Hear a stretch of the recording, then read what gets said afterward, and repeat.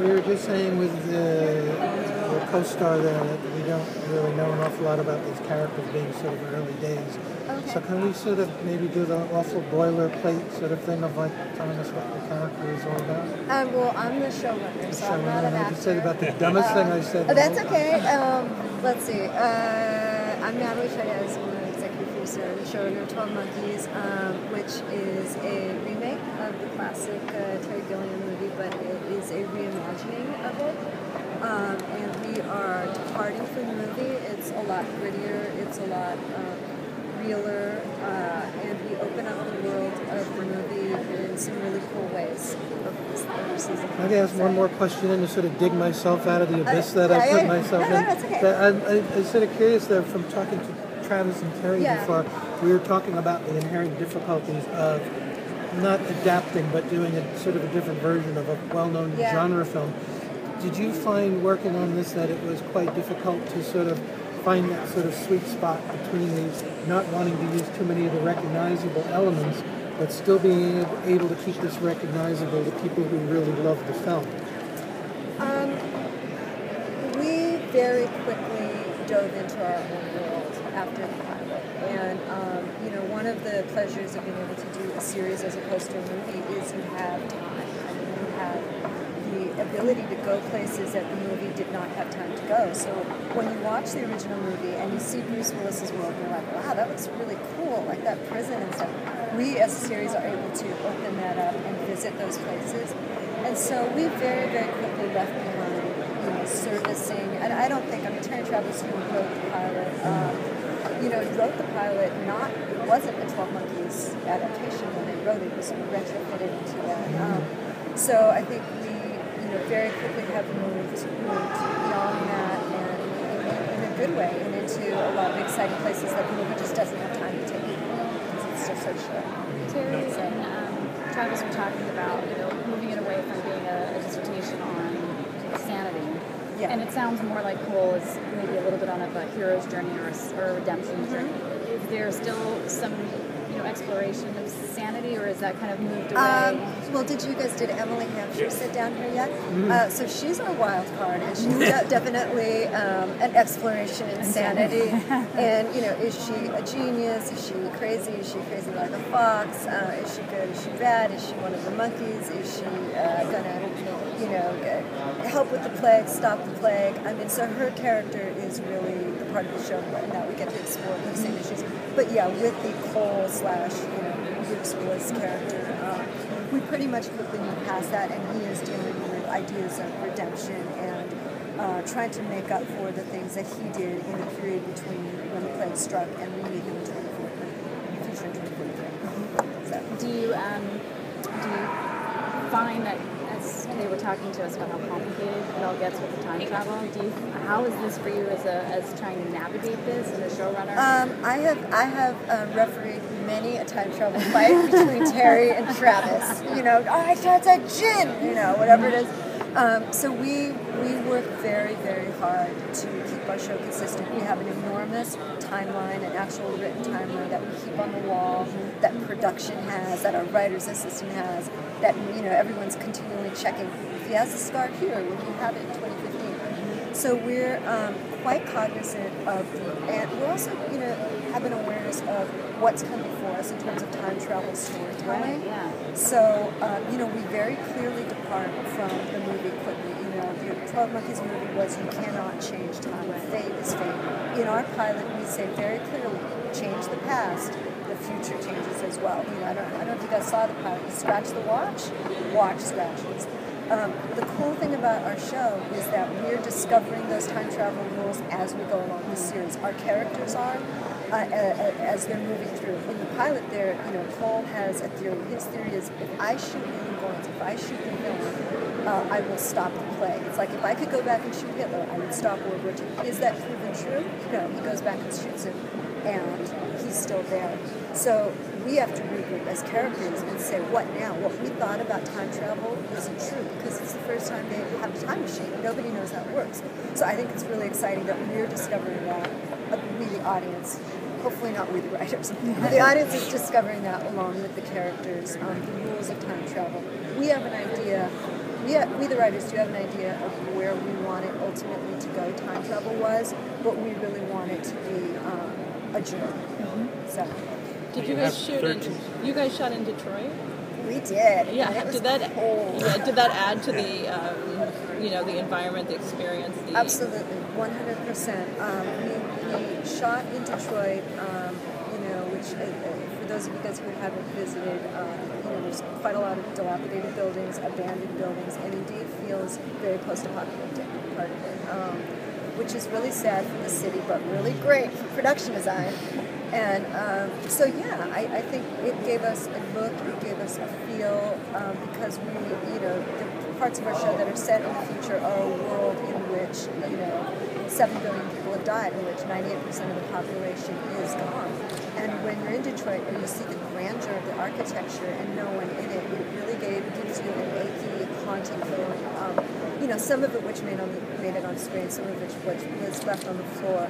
But I think the whole experience of shooting there and to immerse ourselves in locations that feel post-apocalyptic contributed greatly. Now you have 13 episodes. Is it a self-contained season, or does it kind of end with a little bit of an opening to a possible season 2? Well, the guys and I are bringing the finale as we speak. So we are definitely launching a really kick-ass second season and arguing amongst ourselves about exactly which scene is going to do that. So yes, it's serialized, but is it going to be stopping the plague every season for 7 years? I don't think so. Are we opening up the show to other mythologies, a bigger mythology for the 12 Monkeys? Have the 12 Monkeys only existed in 2015 or 2043? Probably not. So we're definitely going to open up the show in a bigger way after season. Last night you just mentioned that you have a team in Macedonia.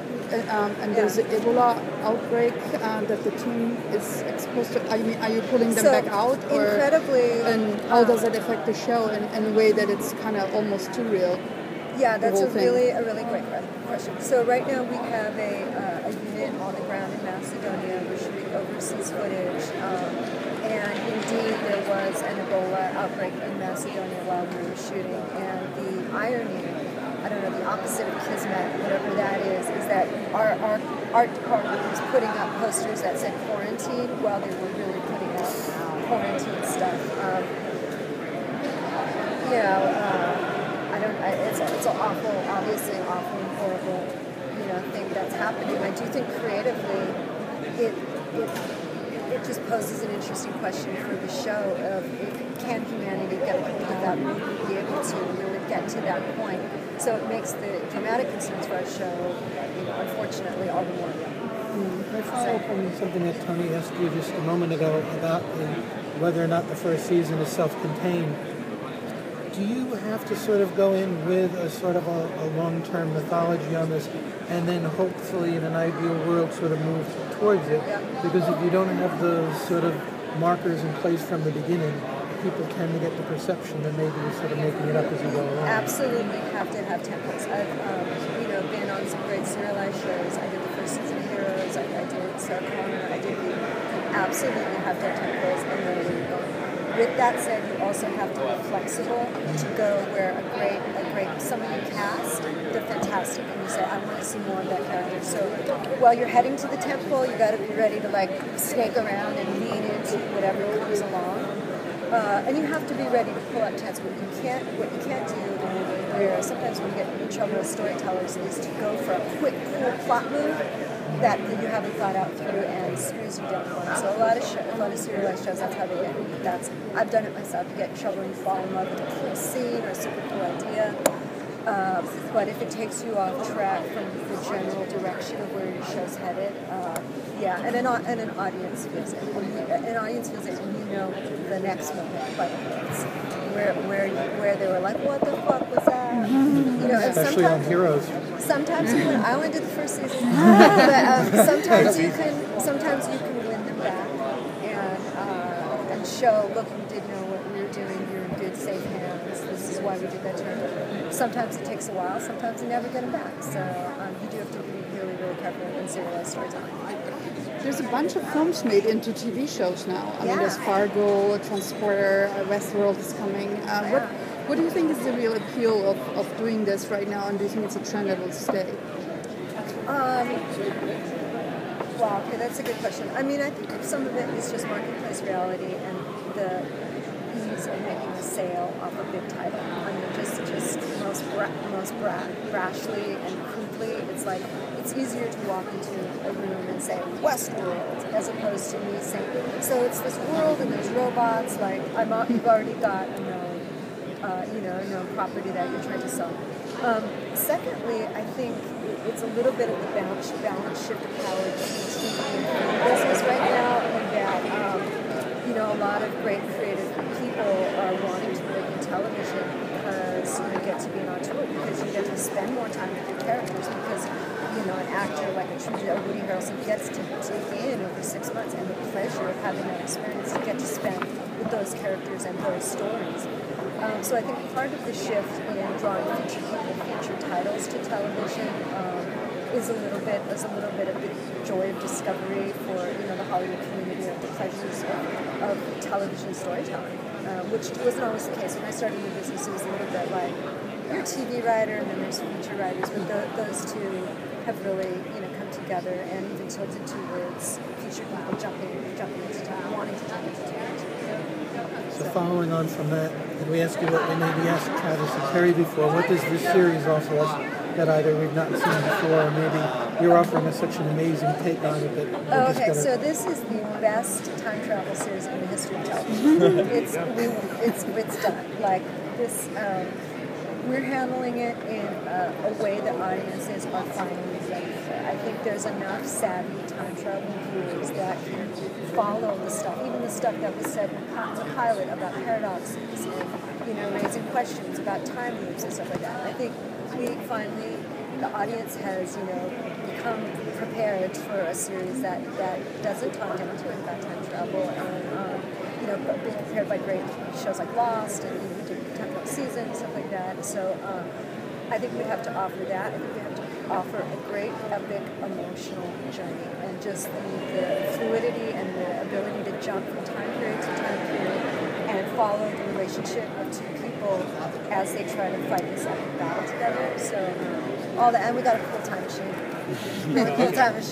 Well, obviously, I think audiences have been ready, as you said, with some of those shows, but networks are scared of how invested an audience has to be.